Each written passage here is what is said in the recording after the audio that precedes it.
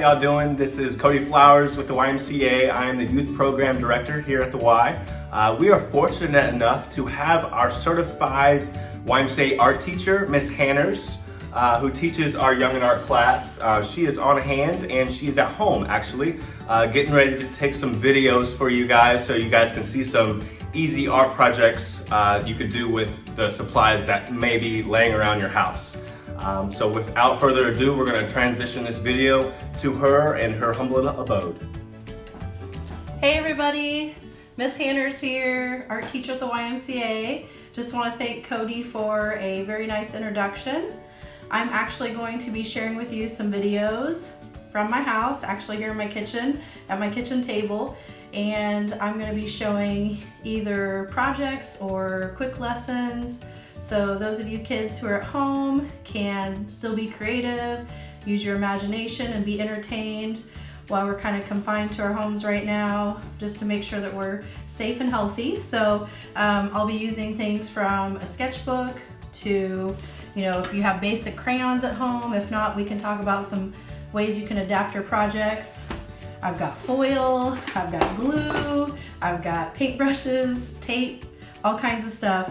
Some of this stuff you might have seen before, or I might have taught before, I might be teaching. So to all past artists at the YMCA, present, future, this is all for you in hopes that you can just be creative at home and have some fun. And thank you for watching.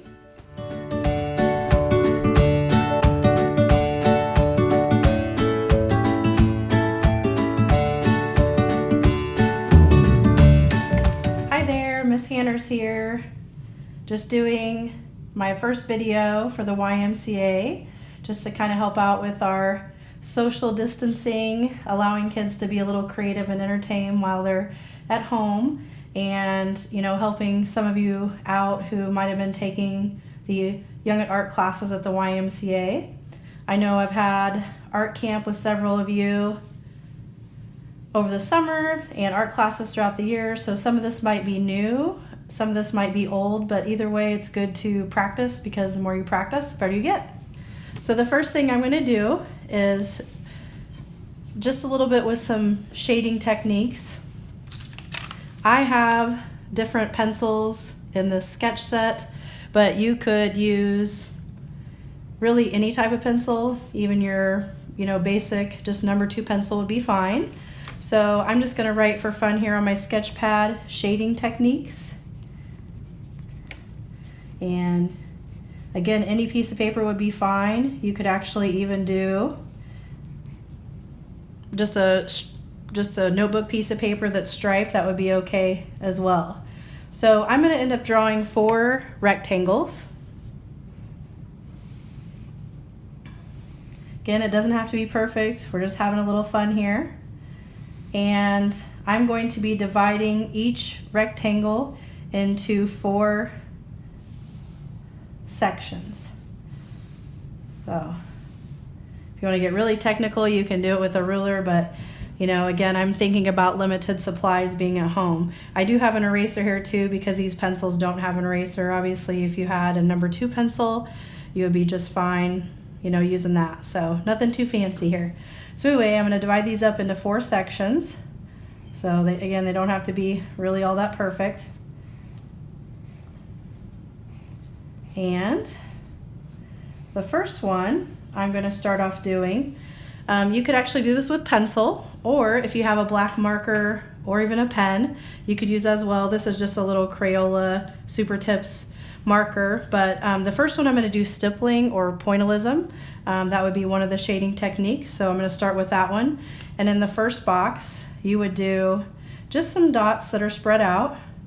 So again, called stippling or pointillism. You spread those out just a little bit more. The next box, you would add even more. They don't have to be evenly spaced, but the point that you're trying to get here is that you want it to get darker as you go.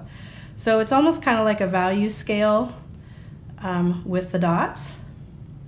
So again, I'm kind of adding more each time, so you should see it gets darker there. And with a pencil, you might have to apply more pressure. In general, you apply more pressure, the darker it will get.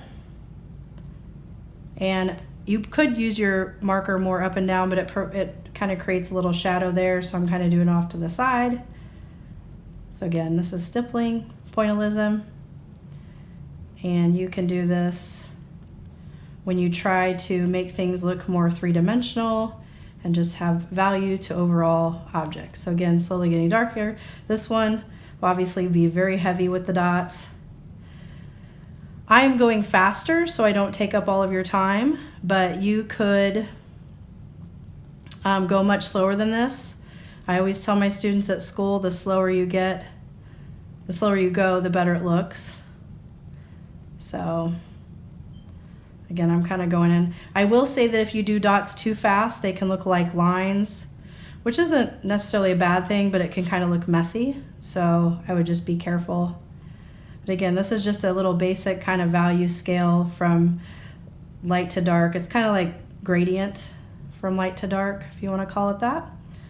And so again, going from less dots to more dots. So that's the first one with stippling. The next one is going to be cross hatching. You could actually do basic hatching too, which I'll show you first.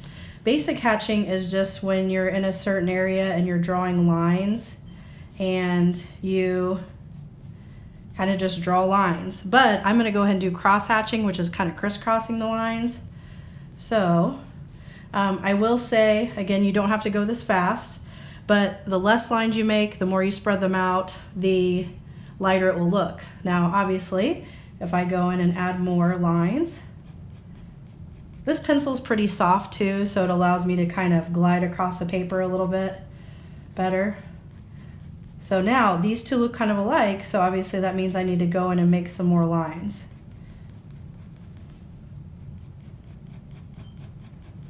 So again, you can kind of see it getting darker. So again, this is cross hatching.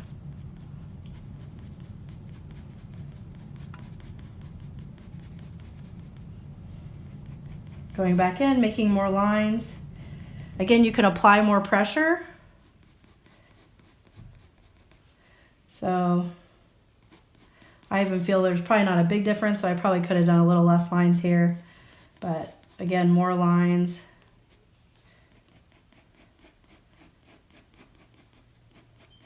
It's kind of cool, you can kind of hear the sound too.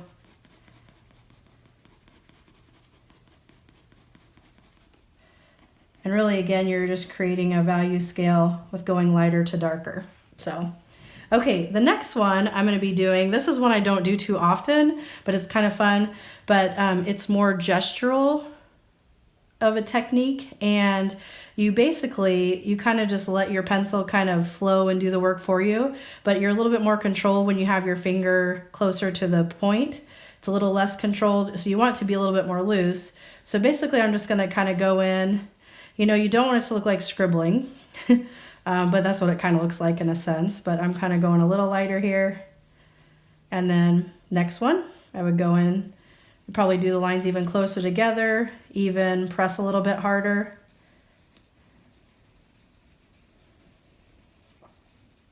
So again, kind of more lines in here, a little bit darker.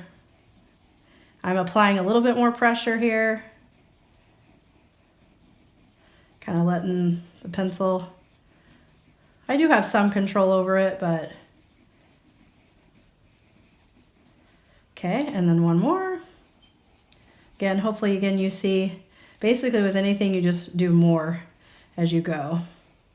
Now, you could probably go back in and add more sections, and that would be just fine. If you wanted to take a little bit longer, create a little bit more time for yourself. So again, lighter to darker. Now we're just going to be doing basic shading. So I'm going to start off pretty light, applying not too much pressure. Now this one, it would be okay to use more boxes or more sections, because then you could get, you know, more lights and darks kind of overall. So this one's, I'm not applying much pressure. Also, try to go in the same direction. Since it's a small area, you know, the only thing I can tell you is when I was in high school, my art teacher told me to try to use your entire arm instead of just using your wrist, because your wrist can kind of make your line curve too much, which isn't a bad thing if you have a curvy object, but if you're kind of have a more of a straight object, it's kind of better to use your whole arm. Since I'm kind of going a little faster here and I've had a little bit more experience in this than maybe younger students, obviously, I'm kind of using a little bit more wrist than I normally would. So again, applying more pressure, try to keep going in the same direction. Now you can see there's a little bit overlap. So again, the more you shade, the better you get. You kind of have the more of the ability to kind of blend a little bit better. And I'll show you a little trick here at the end. So again, I just keep getting darker. If you have a blending stick at home, those work great, but I'm going to show you in just a minute how you can do that without having a blending stick. So again, slowly getting darker there. And then obviously I'm applying quite a bit of pressure here. And so